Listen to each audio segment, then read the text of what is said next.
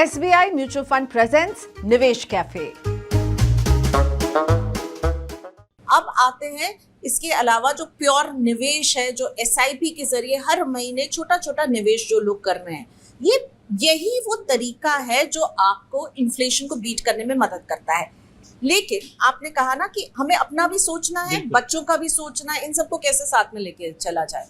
मतलब आपने अगर मान लीजिए अभी शुरुआत की है 2000 रुपए से, अब अगले साल जब आपका जो नन्हा बच्चा या बिटिया है वो जब 5 साल की है, आपने 2000 से शुरू की, जब वो 6 साल की हो तो वो 2000 को बढ़ा के आप 4000 कर दीजिए। उसके हर बर्थडे में अपने इस इन्वेस्टमेंट की इनपुट रकम को भी बढ़ाते रहिए, जिसे हम टॉप अप या स्टेप अप कहते हैं। इसको बढ़ाना भी बेहद जरूरी है, इसको नर्चर करना भी बेहद जरूरी है। Shut it and forget it वाला रूल नहीं चलेगा जब आप बच्चों की फ्यूचर प्लानिंग कर रहे हैं, अपनी खुद की रिटायरमेंट प्लानिंग भी कर रहे हैं। इसमें shut it and forget it नहीं है। आप शुरू करेंगे, इसको आप बढ़ाते रहेंगे। खर्चे जो हैं अगर आपको थोड़े कॉम्प्रोमाइज करने पड़े तो वो करने पड़ेंगे, क्योंकि सवाल बच्चों के फ्यूचर का है, जिससे हम में से कोई भी कॉम्प्रोमाइज नहीं करना चाहता है। ओके, सो मेरे साथ यहाँ पर एक CA भी हैं और कशिश गुप्ता जी, आपकी भी 2 बिटियां हैं, उसके लिए आप कैसे प्लान कर रहे हैं? मेरा एक सवाल है आपसे कि हम जब बात करते हैं इक्विटी इन्वेस्टमेंट की, और जब हम इक्विटी लिंक्ड इन्वेस्टमेंट्स की बात करते हैं और कुछ ऐसे प्रोडक्ट्स की बात करते हैं, ELSS या जैसे आपने डेट और इक्विटी का मिक्स की बात भी की, या सॉल्यूशन ओरिएंटेड फंड की बात भी की, जब हम इस तरीके की इन्वेस्टमेंट की बात करते हैं तो हम पास्ट रिटर्न्स को बहुत देखते हैं। और ये हम सबको पता है कि मार्केट बड़ा वोलेटाइल है, खासकर पिछले कुछ 1 साल में जिस तरीके का मार्केट रहा है। तो अभी तो मार्केट हाई की तरफ ही जा रहा है और एक डर बना रहता है कि कभी भी वो एक अच्छा बड़ा फॉल आ जाएगा जी। तो मेरा एक मानना है कि हम जो पास्ट रिटर्न्स है उनको पैरामीटर लेके अपना फ्यूचर की तरफ नहीं जा सकते।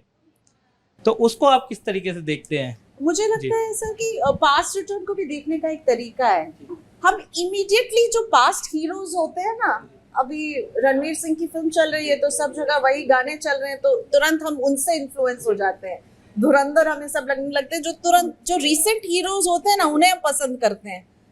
अगर हम देखें, कंसिस्टेंसी देखें, हमको देखना होगा, जब हम पास्ट रिटर्न तो देखना ही पड़ेगा, लेकिन उसको आपको मार्केट की वॉलेटिलिटी में उन स्कीम्स ने किस तरह का प्रदर्शन दिया है, जब मार्केट नीचे हुआ फिर उससे उबरने में कितना टाइम लिया, तो थोड़ा लॉन्ग पीरियड के पास्ट परफॉर्मेंस के चार्ट्स को देखेंगे तो हमें लगेगा जहाँ जो कंसिस्टेंसी जिसमें हमें नजर आती है। और सोल्यूशन ओरिएंटेड चिल्ड्रंस प्लान की ये खासियत होती है कि आपका सारा पैसा वो इक्विटी की तरफ नहीं डाल रहे होते हैं। आपका बच्चा जब 18 साल का होगा तब उसमें से आप पैसे विड्रॉ कर सकते हैं, बच्चे के नाम पर आप उसको फिर निवेश कर सकते हैं। तो मुझे ये लगता है उसमें आप मार्केट में बहुत सारे सोल्यूशन ओरिएंटेड प्लान हैं, उनका आप 10 साल का 5 साल का रिटर्न कंपेयर कर सकते हैं, लंबा दौर का समय देख करके फिर आप उस हिसाब से इनका चयन कर सकते हैं।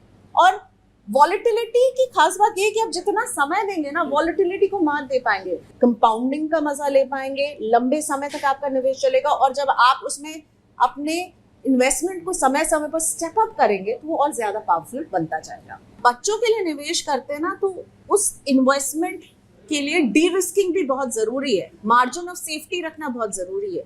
आपको पता है कि आपका बच्चा कब 12वीं पास करके अंडर ग्रेजुएशन की पढ़ाई शुरू करने वाला है, आपको वो पैसा अंडर ग्रेजुएट, इसलिए मैंने कहा फ्रेमवर्क बनाना, टेन्योर की आपको उस पैसे की कब जरूरत है।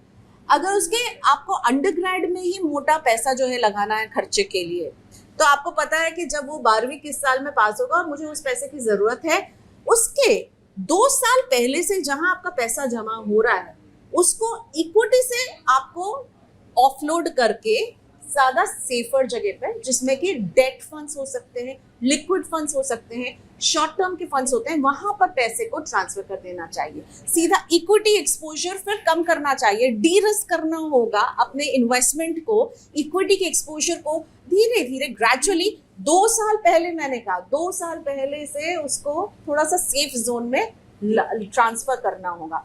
तो बहुत सारी थिंकिंग इसमें लगेगी और मुझे लगता है आप और आपकी वाइफ दोनों बहुत CA हैं तो बहुत बढ़िया काम कर ही रहे होंगे, एंड आई होप मैं आपकी कुछ मदद कर पाई होंगी इस सोच में।